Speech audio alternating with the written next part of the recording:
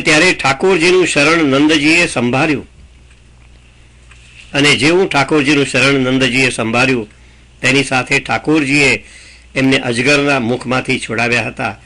એ હકીકત પણ શ્રીમદ ભાગવતમાંથી આપણને જોવા મળે છે.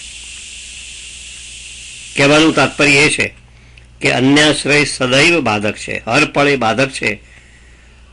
હરિની શરણાગતિ સિદ્ધ ત્યારે જ થાય જ્યારે આપણું મન ડચુપચું ન હોય, આપણા મનમાં કોઈ પણ પ્રકારનો અવિશ્વાસ ન હોય, શ્રી ઠાકોરજીમાં આપણો પૂર્ણ વિશ્વાસ અને ઠાકોરજીમાં આપણી પૂર્ણ શ્રદ્ધા હોય. અરે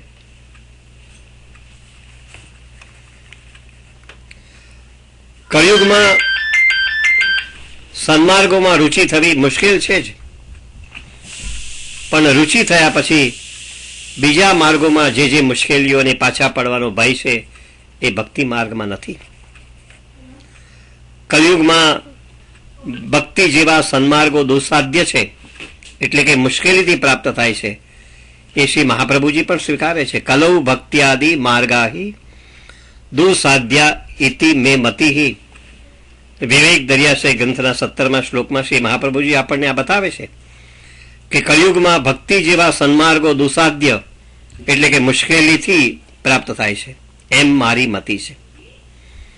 અને એટલે ભક્તિ માર્ગને બધી રીતે સર્વોત્તમ માનીને એની અંદર આપણું મન જોડાયેલું રાખવા માંગતા હોઈએ તો ભક્તિ માર્ગમાં અનન્યતા હંમેશા આવકાર્ય છે, હંમેશા અનિવાર્ય છે. ભક્તિ માર્ગમાં અન્યાશ્રય હંમેશા બાધક છે. અહીંયા અન્યાશ્રય એટલે શું? અન્ય વત્તા આશ્રય. અન્ય એટલે બીજા, અને આશ્રય એટલે શરણ, આશરો, આધાર. કોઈ કામ આપણાથી ન થઈ શકે એમ હોય અને એ કામ કરવાને માટે પછી બીજા કોઈનો આપણે આધાર લઈએ, એનો આશરો લઈએ, એનો ટેકો લઈએ, એનું નામ આશ્રય. બાળક નાનું હોય ને તો એ માતા પિતાનો આશ્રય લે છે. કોઈ વ્યક્તિને રોગ થયો હોય તો એ ડોક્ટરના આશ્રય પણ જાય. કોઈ વૃદ્ધજન હોય એ સંતાનોનો પણ આશરો લે.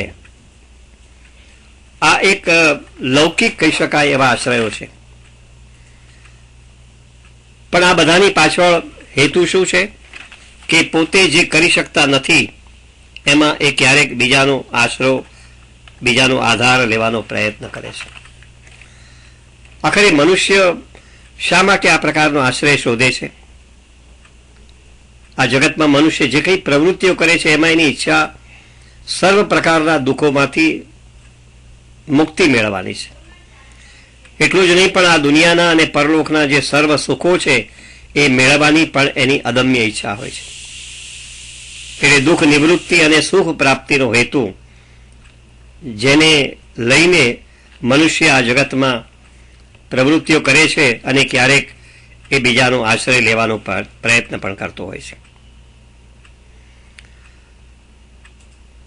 અને એટલા માટે દુનિયાના અન્ય લોકોની મદદથી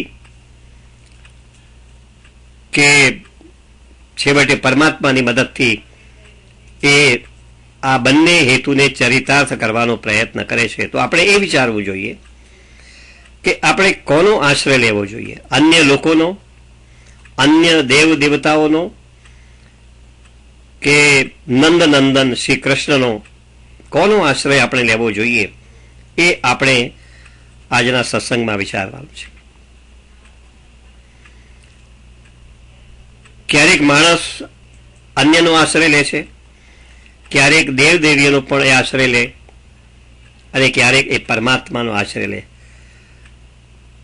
આખરે માણસ તો ગરજવાન છે, કેમ કે એને હેતુ જે નક્કી કર્યા છે દુઃખ નિવૃત્તિ અને સુખ પ્રાપ્તિનો હેતુ, એ એને ચરિતાર્થ કરવા છે.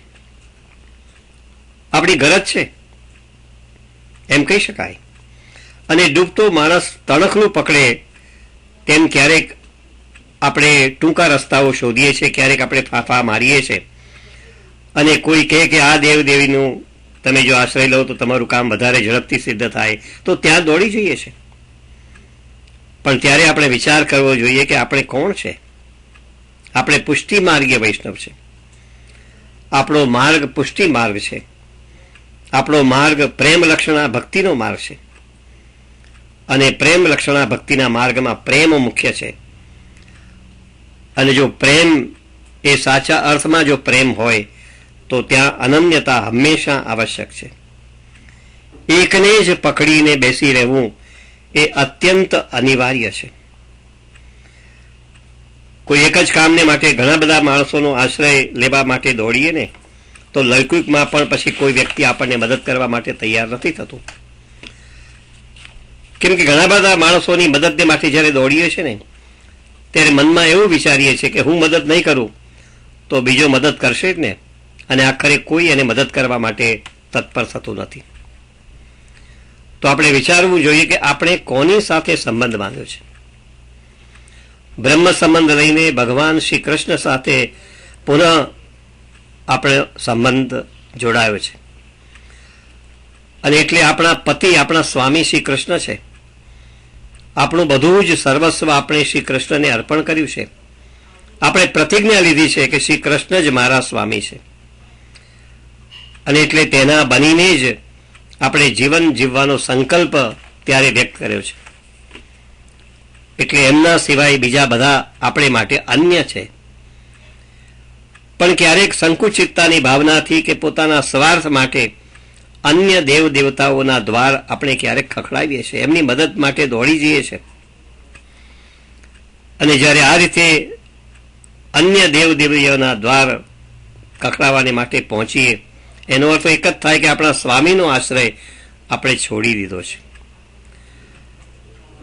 આમ અન્યાશ્રય એટલે નંદનંદન શ્રી કૃષ્ણનો આશ્રય છોડીને અન્યનો આશ્રય, અન્યાશ્રય એટલે અન્યનો આશ્રય કરવો.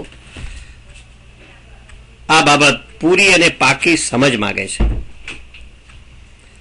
જો કે ઘણી વખત માણસ પોતાના બચાવમાં એવી દલીલ કરવા માટેનો પ્રયત્ન કરે છે કે જેમ બધી નદીઓનું પાણી સમુદ્રમાં મળે છે તેમ સર્વદેવને કરેલા નમસ્કાર આખરે તો કૃષ્ણને જ પહોંચે ને.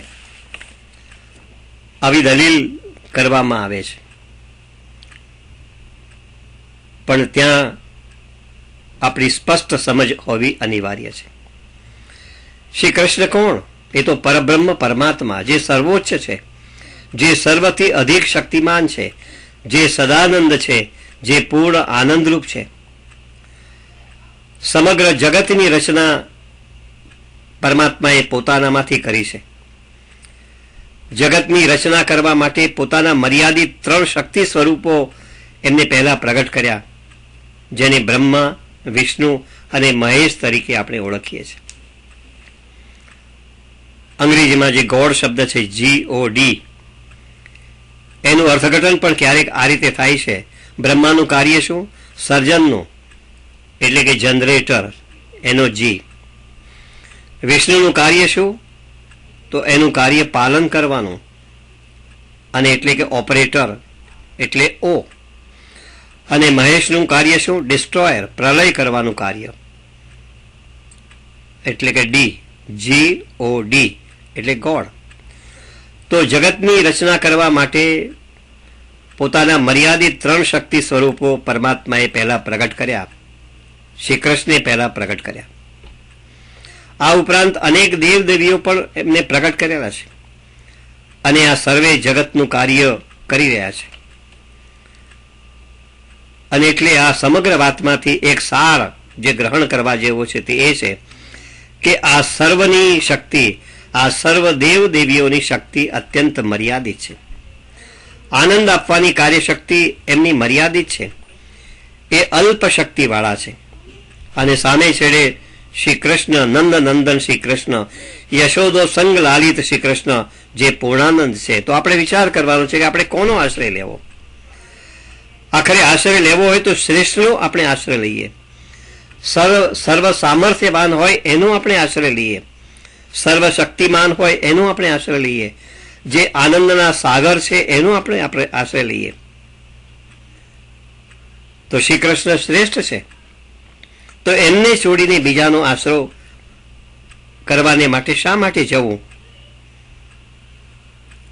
પરમાત્મા આખરે એક જ છે, દેવરૂપો એ એક જ પરમાત્મા શ્રી કૃષ્ણના અંશ રૂપ છે અને એટલા જ માટે કેવળ શ્રી કૃષ્ણનો જ આશ્રય કરવો આપણે માટે હિતાવા છે.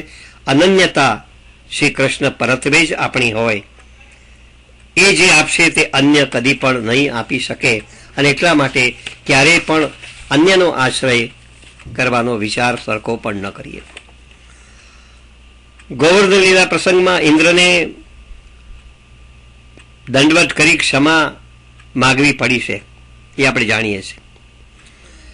સ્વર્ગના જે દેવો છે ને એ પણ ગોપ બાળકો બનીને વ્રજમાં શ્રી કૃષ્ણ દર્શનની દ્રષ્ટિએ પધાર્યા, શ્રી કૃષ્ણની સાથે ખેલવાને માટે પધાર્યા છે.